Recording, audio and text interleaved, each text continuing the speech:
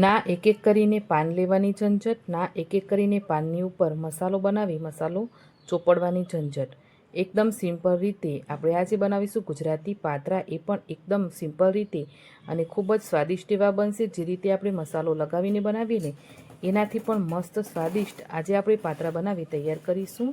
તો ચાલો પછી ગુજરાતી પાત્રા બનાવવાનું શરૂ કરીએ. પાત્રા બનાવવા માટે સૌથી પહેલાં આપણને જોઈશે પાત્રાના પાન. તો મેં અહીંયા અળવી પાન લીધા છે. પાનને સરસ પાણીથી ધોઈ અને પાનની પાછળ જે પાનની નસો હોય જાડી, એ બધી જ નસો મેં હટાવી દીધી છે. ચપ્પાથી આ નસો તમારે હટાવી અને આ રીતે છે ને પાનને સરસ પહેલાં તો સાફ કરી લેવાના. તો આ પાત્રાની અંદર થોડી ઘણી નસો રહી જાય ને તો પણ ચાલે, કેમ કે આપણે આની અંદર મસાલો ચોપડવાના નથી, આને આપણે કટ કરીને બનાવવાના છીએ ને, તો થોડી ઘણી નસો હોય તો ચાલી જાય. તો ચાલો આ રીતે સરસ એવા પાન સાફ કરી લીધા છે. હવે આપણે આ રીતે પાનને બીડું વાળીશું અને પાનને આપણે સરસ એવા ચોપ કરીશું. પતલી પતલી સ્લાઇસમાં આપણે પાનને કાપીને તૈયાર કરી લેવાના.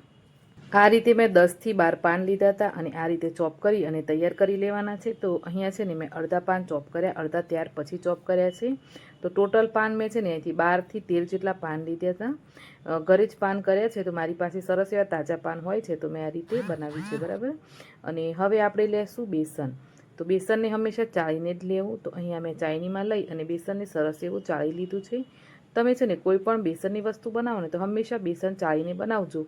એનાથી બેસનની અંદર જે ગોટલી હોય ને એ નીકળી જાય, તો આપણી વસ્તુ છે ને પરફેક્ટ બનતી હોય છે. તો ચાલો બેસન ચાળી લેશું અને ત્યાર પછી આપણે જે પાન તો કાપીને રાખ્યા છે ને એ અને બેસન બધી જ વસ્તુ આપણે મિક્સ કરવાની છે. તો હું એક મોટી પરાતની અંદર આ પાનને લઈ લઈશ પહેલાં તો. હવે આપણે જે પાન લીધા છે એ પાનની અંદર આપણે મસાલાઓ કરવાના છે. તો સૌથી પહેલાં આપણે નાખીશું મીઠું.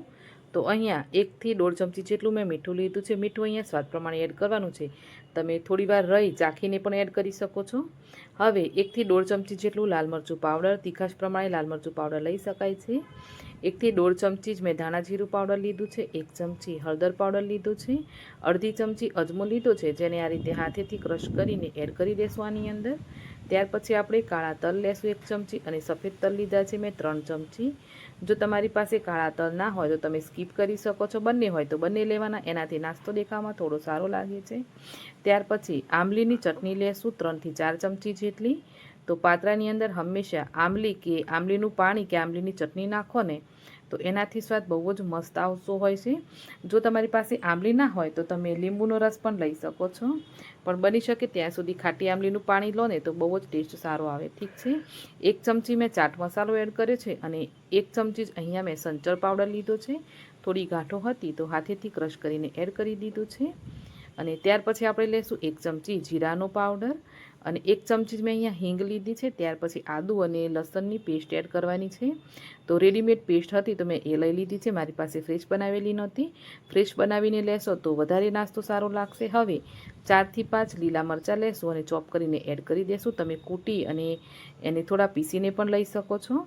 હવે બધો મસાલો આ રીતે મિક્સ કરીશું અને મસાલો સરસ મિક્સ થાય એના માટે આપણે 3-4 ચમચી જેટલું પાણી લેશું અને પાણીથી આને મિક્સ કરીશું, જેથી મસાલો આપણો બધો સરસ પાનમાં મિક્સ થાય અને પાન પણ થોડા સોફ્ટ થઈ જાય. તો ચાલો આટલી પ્રોસેસ કર્યા પછી હવે આપણે જે બેસન ચાળીને રાખ્યું છે એ બેસન આપણે થોડું થોડું કરી અને આની અંદર એડ કરતા જઈશું અને સરસ એવું આને મિક્સ કરી લેશું. અહીંયા બેસન જરૂરિયાત પ્રમાણે થોડું થોડું કરીને એડ કરવાનું છે અને મિક્સ કરતા જવાનું છે. તો આ રીતે જે રીતે આપણે લોટ બાંધતા હોય ને એ રીતે કરવાનું છે. વધારે પડતું મેશ નથી કરી દેવાના પાનને, થોડા પાન પણ આખા આખા રહેવા જોઈએ એ રીતે મિક્સ કરજો હળવા હાથેથી.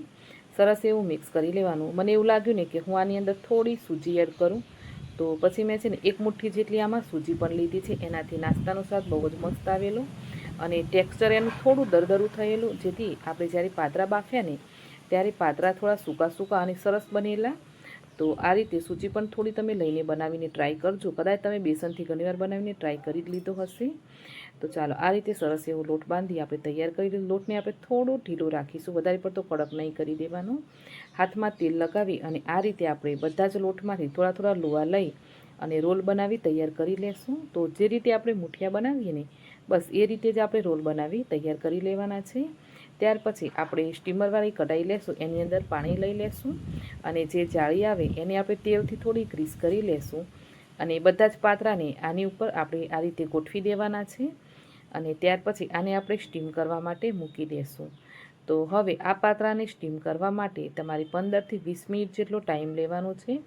તો ઢાંકી અને 15થી 20 મિનિટ માટે આને આપણે સરસ એવા સ્ટીમ કરી લેશું.